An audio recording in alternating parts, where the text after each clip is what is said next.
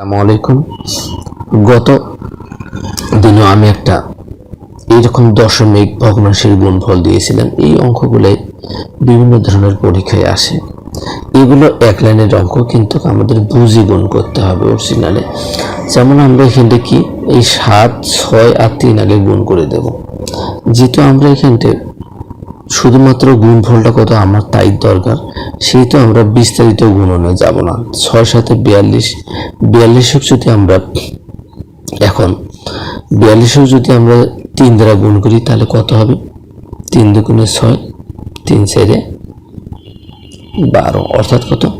126। এখন আমরা দশমিক ঘরগুলো আমরা গুনব। 1 2 3 4 5 6 7 8। তাহলে আমাদের 8টা মিলাইতে কয়টা লাগে? 1 2 3 4 5 6 7 8 দশমিক শূন্য। কত? 1 2 3 4 5 আর 3 কত? 8। তাহলে এটা আমাদের কয় নঙ্গে আছে? 1 2 3 4 5 6 7 8 খ নঙ্গে আছে।